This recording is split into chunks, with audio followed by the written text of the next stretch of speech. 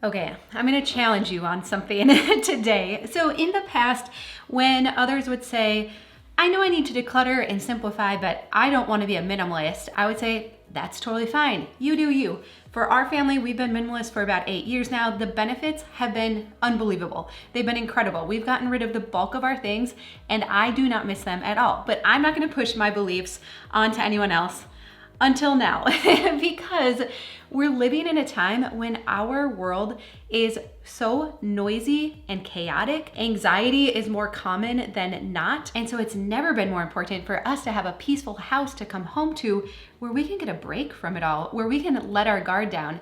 I mean, I've shared these types of statistics with you before, but a 2012 study at UCLA found that managing a large number of possessions is associated with increased levels of cortisol, the stress hormone in women. We know clutter stresses us out. In 2010, they found that women had higher cortisol levels both during the day and at night, a period when cortisol levels typically drop.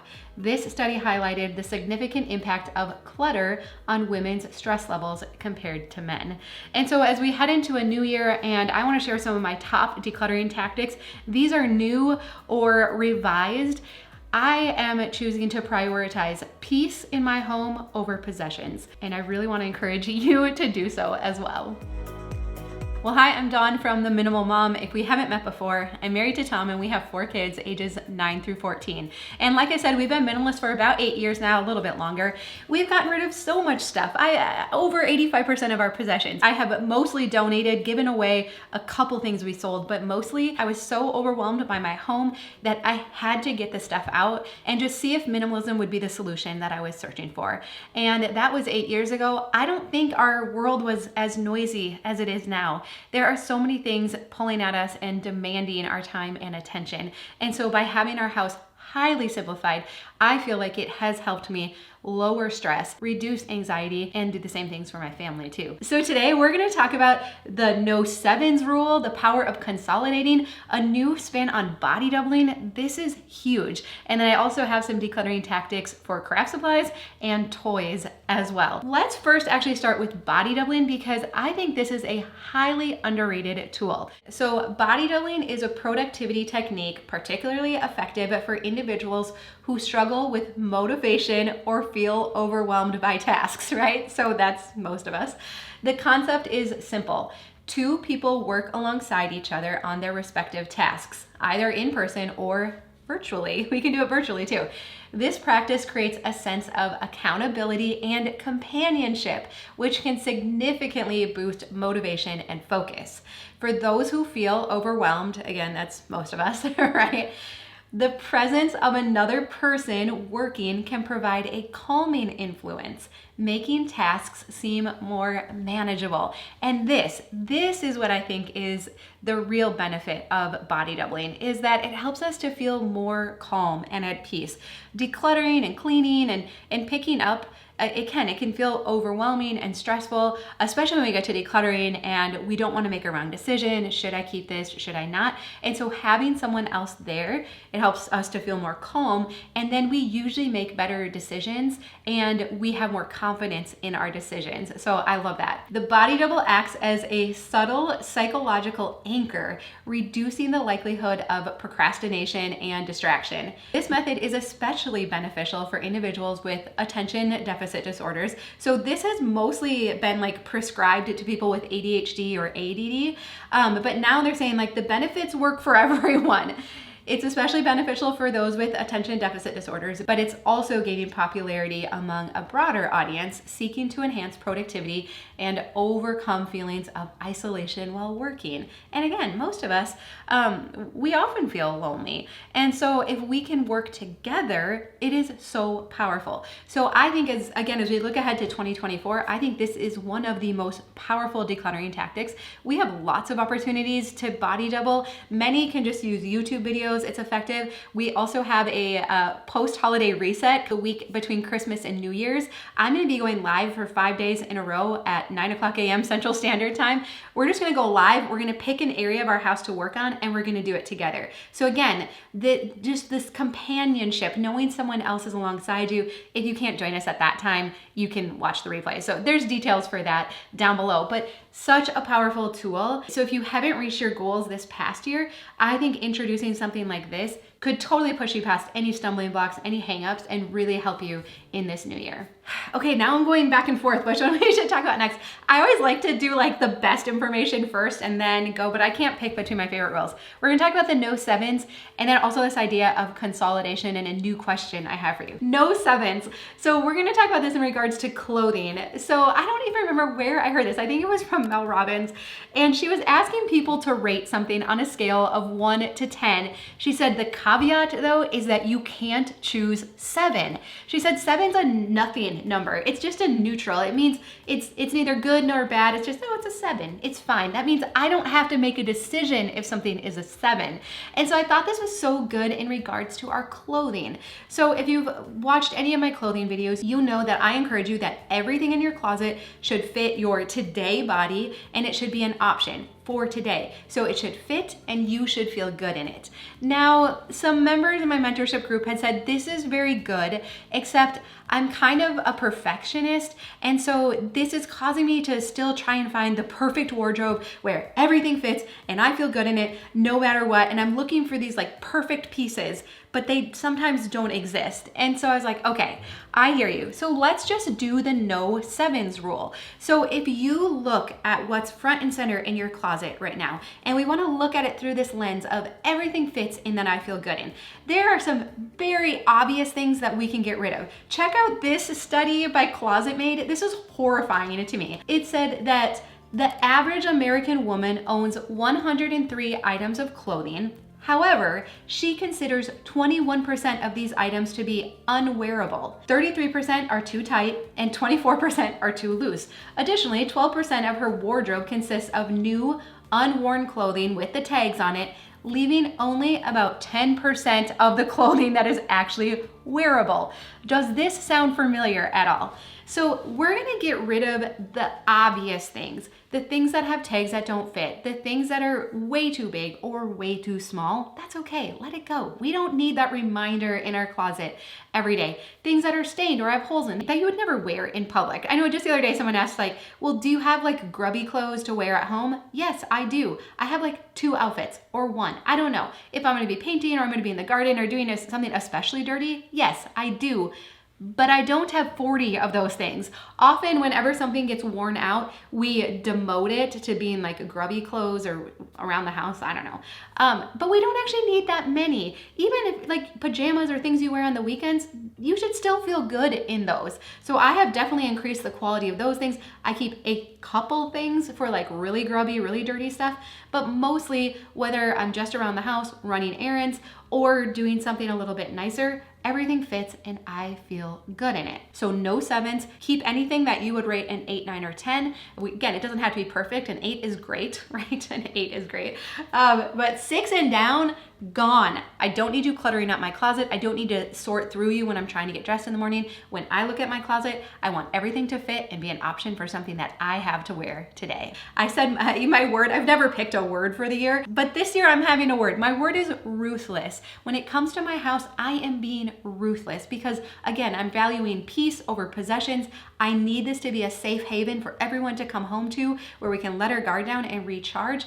And you're spending way too much time getting dressed in the morning. So we are gonna simplify that. So our house is working for us, our closet is working for us and not against us. Okay, so now let's talk about this idea of consolidating. So this isn't a brand new idea. Marie Kondo talks about this. So she'll say declutter or reduce and then consolidate, meaning that for any category of item in your house, it should all be consolidated to one spot. It lives in one spot in your house. So why don't we head into the kitchen, because I just had experience with this just in the past week. I had 2 instances of consolidating that I was so grateful for. So we got a new like scrub brush for dishes. And in the past we had just like a, regular size longer one. I didn't like that it was always just laying in the bottom of the sink. Long story short, I saw this one at Walmart and I'm like, well, that's awesome. I don't think you need the longer handle. I don't know. There might be an instance or two where this isn't as ideal, but mostly I liked the size of it because I thought, hey, I have my Scrub Daddy sponge here, which I still really like a lot. And then I'm like, I could just put a command hook next to it and hang it up, and then it won't be laying in the bottom of the sink. Okay, so I needed a command hook. Sorry, that was a long story to get to the point of I needed a command hook. Now, where do command hooks live in your house? So a while ago, a long time ago, I consolidated all of our wall hanging materials into this clear plastic bin. And I had little nails in there because I could never find those. Monkey hooks, if you're not familiar with monkey hooks for hanging like pictures and things on the wall, they are fantastic. So I keep monkey hooks in there and command hooks. So I knew exactly where to look for that. So I went in there, I found one that worked, I put it on, the rest is history. But also I would have known if I didn't have one that was the right size, and then I could have added it to my shopping list. In the past, they would have been spread out. There had been some in the junk drawer, some on top of the fridge, some in the garage or the closet or the basement.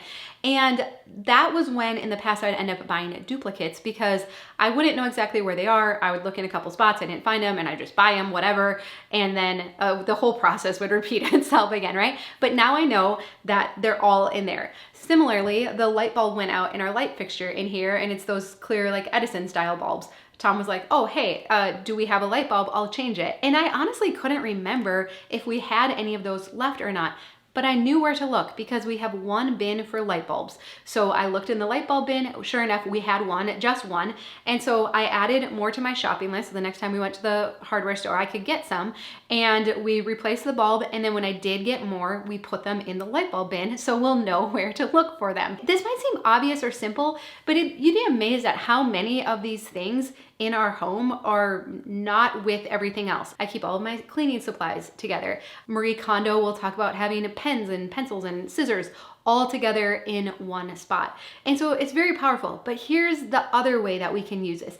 We can use it to decide, do I want to create a spot for this? By asking ourselves this question, do I have a dedicated spot for this? So let me show you another example. I bought a pack of 6 thank you cards at the dollar store, and I was putting some of the thank you cards in with some of my Christmas cards, just some thank yous I had wanted to send out. So I used up all 6, and guess what was left over?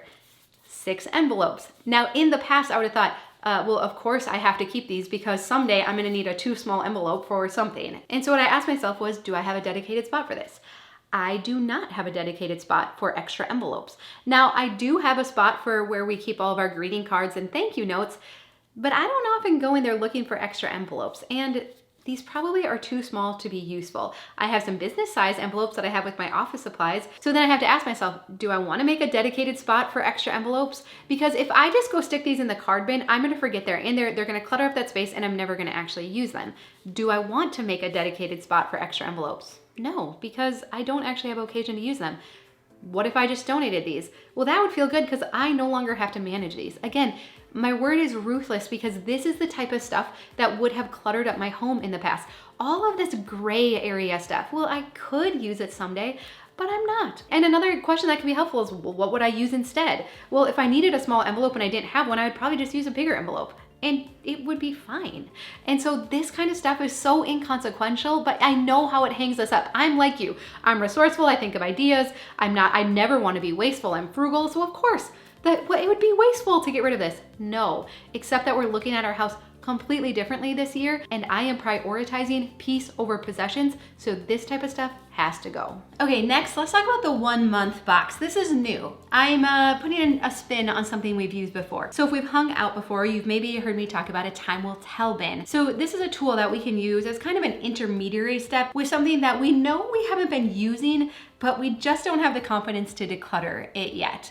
So in the past, I had recommended having a time will tell bin, put stuff in it, and then set it aside for 3 to 6 months. But again, as we head into 2024, my word is ruthless. I feel like there's more urgency around getting our house simplified. I have so much confidence that because it has worked so well for me, because it has worked so well for other women I know, that this is gonna work well for you. And so I wanna shorten up the time period. I wanna call it a 1 month box, and I want you just to grab an Amazon box, another box maybe that came in during the holidays. Grab a box, we're gonna write 1 month on it, we're gonna set a reminder in our phone, and we're gonna use this tool to go even further than we might normally when we're decluttering. So again, I guess we shouldn't have left the kitchen already. This is where we're gonna put stuff that we just don't know about. So I would have you ask the question, Have I used this in the past year? That means we've gone through 4 seasons, we've gone through all of the holidays. And so have you used it? And so we're gonna look for stuff that we have not used. Now I'm in the kitchen, but you can use this anywhere. So like these envelopes I was talking about, if you're like, Dawn, I would like to think I could get rid of them, but the truth is that would be really hard for me. Okay, throw them in the 1 month box. We'll time test them. We'll see if we miss them. We'll see if we forget about them. That is the beauty of doing something like this. We set it aside. If you open this box up again in a month and you say, wow, I totally forgot that was in there, the decision has been made for you. If you forgot about it once, you're gonna forget about it again. And if we don't know something exists in our house, we can't use it. It's like it doesn't exist, so we might as well donate it. Like, I don't want to get too passionate about this, but this, again, I want you to have a decluttered house because it changes everything. Okay, so let's talk about like a couple other things. So maybe you're just like looking through your utensil drawer and you're like, wow, I never mince garlic because I just buy the jar of minced garlic from the store. So I'm gonna toss that in there. Haven't used the pineapple core in the last year. We actually have, but I'm using this for examples, right? Oh, I have 2 of these. Look for duplicates. Don't need that. Can't even remember the last time I graded something. Oh, we have 3 pizza cutters? Seriously? Okay, I'm putting the 2 we like least into here. And we can make very quick decisions because it's not going anywhere just yet. You can test it out for a month or so. But here's what I think you're gonna find, and here's why this works so well, is that you are gonna free up extra space in your kitchen and you're gonna like the space more than the item that you might be missing. I got to visit with Zoe Kim from Raising Simple. She's also the author of the book, Minimalism for Families. And one of the very first things she said when we started visiting was, I think people get frustrated with decluttering and they think decluttering or simplifying doesn't work because they haven't gone deep enough in one area. And so take like your kitchen, pick one area, go all in on it and just see how it feels differently, how it functions differently, how you're like, oh, I don't mind cooking as much when our kitchen is simplified. Wow, it is like surprisingly easy to clean up. Oh, I don't feel bad having the kids and my husband help clean up either because it's so easy to put stuff away. So go all in, full in on one area, really experience the benefits, and that is gonna create more motivation and momentum to tackle the other areas, and you're gonna have so much confidence with decluttering that you're just gonna be like, out, gone, catch you later. I am prioritizing peace over possessions this year. Okay, next, let's talk about craft supplies and hobby supplies because I know this can really be something that hangs us up. It also causes a lot of guilt because we see all this stuff that we've spent a lot of money on and we're not using it, and it feels gross. So here's the question I would ask you. For any kind of hobby or craft supply stuff, what I would ask you is, imagine that this coming Saturday, you have nothing going on. Your house is tidied up and clean and decluttered, so you don't have to worry about that. You don't have any other plans. Would you choose to do this craft or hobby item? Would you say, wow, this is finally the opportunity I've been waiting for. I'm gonna spread it out on the dining table, I'm gonna go into my craft room, and I am going to work on this? Or would you choose something else to do? In the past, I would have looked at my old sewing projects, half-finished. I was so good at half-finished projects. I would start so many projects. I would think if I just had time, then I would do them. But in all reality, if I had a free Saturday, I would not go back and finish old projects. Do you know what I would do? I would read, I would cook, I would maybe do something in the garden if it was the right season, or this is not good, I would start a new project. I would look for something new to do, something new to cross stitch or sew or some other kind of craft project. I did not like going back and finishing old projects. And so this can be really helpful to say, if I had a Saturday or a full weekend, would I choose to do this thing? And the answer might be no. And that's okay, because seasons change and our tastes change, or sometimes we acquire the things and start something and then we find out that we don't actually like it that much. And this has been interesting to watch with our daughter Adeline. She loves doing any kind of crafts and different things, and she crochets and she does diamond dots and she paints and she draws and I'm trying to think all the things she does. She loves trying new hairstyles and different things. Anything creative, sewing, she has tried it and done it. And so we had to go through this process when her desk would be overflowing with all these things. And I had to say, okay, like, which things do you want to do moving forward and which were you experimenting with and learning about? And yes, you acquired the things and you got it as gifts and we spent money on it, but us keeping it doesn't make it, so we're gonna spend a free day doing it. I mean, even right now she's sitting in the other room cross-stitching and I just love it so much. And so I had to give her permission to say it's okay to let go of the other stuff. And I want to do that same thing to you. If you wouldn't choose to do it in the near future, let's declutter those supplies. Let's share them with others, like retirement centers, adult centers, other places where they could get used. And it's so win-win. You don't have to feel guilty about having all that stuff anymore, and others can get to use it before it goes bad, dries up, gets wrecked some way. Let's let somebody else use it and move it out of our home. Okay, lastly, let's talk about toys. Again, this is probably an area where I used to kind of tiptoe around a little bit. I wasn't as direct, but I am just gonna be really direct with you right now because I've never felt more passionately about this topic. And so we've been talking about we live in a crazy, busy, loud world and how we all need a safe place to come home to. And your kids probably need that even more than you do. In the book Simplicity Parenting, the author Kim John Payne, he's worked with thousands of kids over the years. And something he observed was that if kids have a full active day, they actually need 2 days off to recover from it. 2 quiet down days at home. And I thought that was fascinating, that balance that our kids actually need. They can get through a busy day, but then they need downtime. And most of our kids don't have that. And that's okay. That's something that we can work over time to try and declutter their schedules as well.